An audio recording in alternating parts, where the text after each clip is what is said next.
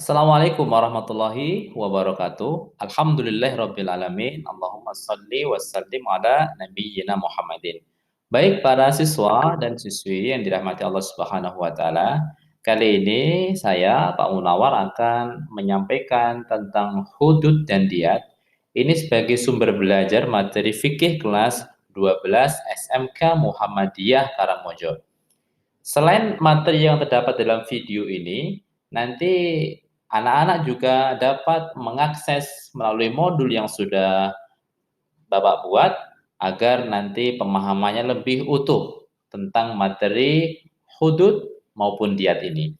Dan di dalam video ini hanya sekilas-sekilas, artinya hanya garis besar saja, sehingga nanti anak-anak silakan untuk mengunjungi website yang terdapat modul mengenai hudud dan diat. Baik, kita lanjut saja.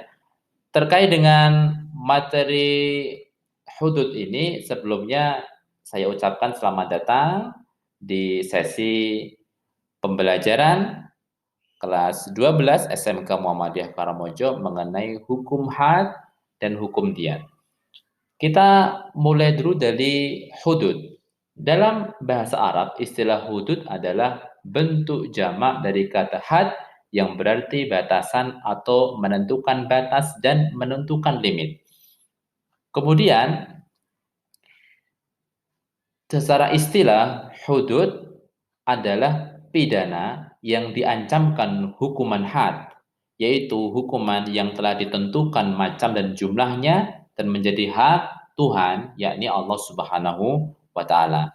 Kemudian terkait dengan kesimpulan atas pengertian secara bahasa dan istilah itu, maka hukuman tersebut, yakni hukuman had, tidak mempunyai batas terendah atau batas tertinggi. Pengertian hak Tuhan, yakni Allah Subhanahu wa taala, ialah bahwa hukuman tersebut tidak bisa dihapuskan baik oleh perseorangan ataupun oleh masyarakat yang diwakili oleh negara.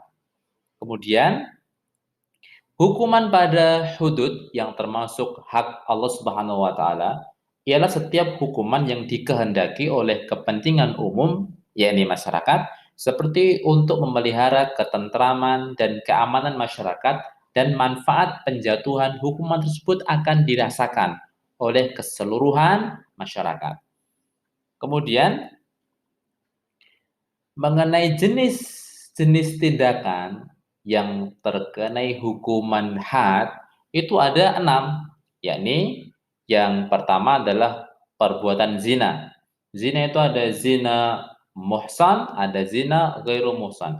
Kemudian yang kedua perbuatan qadzaf, yakni menuduh orang lain berzina tanpa bisa menghadirkan bukti atau saksi.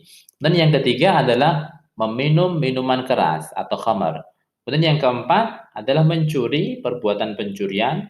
Kemudian yang kelima perampokan atau gangguan keamanan. Dan yang keenam adalah pemberontakan.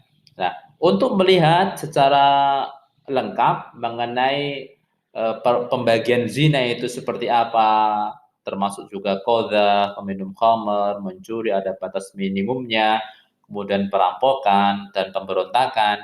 Ini ada di dalam modul yang sudah saya buat, nanti silahkan dikunjungi di link yang sudah saya tuliskan di dalam layar ini. Kemudian kita masuk ke materi berikutnya tentang diat. Diat menurut bahasa berarti denda, tebusan atau ganti rugi. Sedangkan diat menurut istilah syara, diat adalah pemberian sejumlah barang atau uang kepada keluarga korban untuk menghilangkan dendam, meringankan beban korban dan keluarganya sebagai ganti hukum qisas yang telah dimaafkan oleh keluarga korban. Kemudian terkait dengan dasar hukumnya, maka kita bisa menggunakan dasar hukum di dalam surat Al-Baqarah ayat 178. Di dalam ayat ini Allah Subhanahu wa taala berfirman, A'udzubillahi minasyaitonirrajim, "Faman 'ufiya lahu min akhihi syai'un fattiba'un bil ma'rufi wa ada'un ilaihi bi ihsanin dzalika takhfifum mir rabbikum wa rahmah. Wa man i'tada ba'da dzalika falahu 'adzabun alim. Maka barang siapa yang mendapat suatu pemaafan dari saudaranya, hendaklah yang memaafkan mengikuti dengan cara yang baik, dan hendaklah yang diberi maaf membayar diat kepada yang memberi maaf dengan cara yang baik. Kemudian berikutnya adalah sebab-sebab diat itu dilakukan. Pertama, pembunuhan yang disengaja yang dimaafkan oleh wali atau ahli waris terbunuh. Kemudian pembunuhan seperti sengaja atau qatlu syibil amdi. Dan yang ketiga adalah pembunuhan tersalah atau qatlu qata'. Dan yang keempat, qisas sulit dilaksanakan. Misalnya ini pelakunya melarikan diri tidak tertangkap, maka diat ini bisa diberlakukan, dibebankan kepada keluarga pelaku. Berikutnya adalah sebab-sebab diat. Diat itu disebabkan karena satu, pembunuhan yang disengaja yang dimaafkan oleh wali atau ahli waris, yakni yang terbunuh. Kemudian yang kedua, pembunuhan seperti sengaja atau qatlu syibil amdi.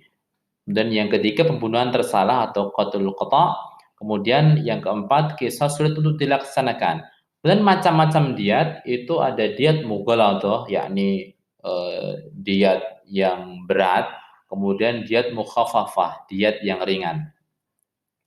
Kemudian terkait dengan diat mughaladhah atau diat yang berat ini, denda dengan cara membayar 100 ekor unta terdiri dari 30 ekor hiqah, yakni unta betina usia 3 sampai 4 tahun, kemudian 30 ekor jadzah, itu unta betina usia 4 sampai 5 tahun, dan 40 ekor khilfah, yakni unta betina yang bunting.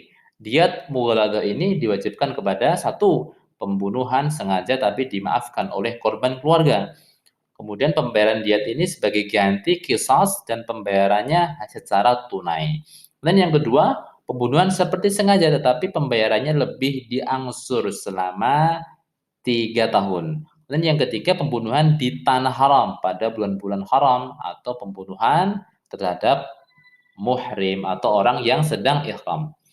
Berikutnya adalah diat mukhaffafah atau diat ringan ini denda yang sifatnya ringan, yaitu membayar diat berupa 100 ekor unta dengan rincian sebagaimana yang ada di layar.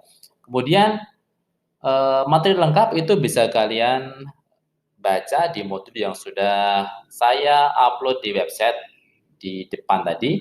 Kemudian berikutnya tentang diat anggota badan atau sen pembunuhan, yakni dia 100 ekor unta, yaitu bagi anggota badan yang berpasangan, sampai kemudian dia 5 ekor unta jika meruntuhkan satu gigi. Meruntuhkan satu gigi.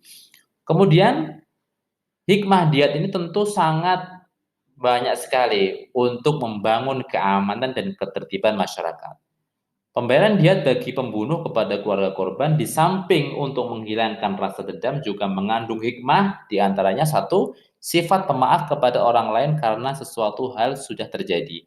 Dan yang kedua, manusia dapat berhati-hati dalam bertindak bahkan takut melakukan kejahatan karena akan ada konsekuensi yang berat, yakni dengan membayar denda yang sangat besar.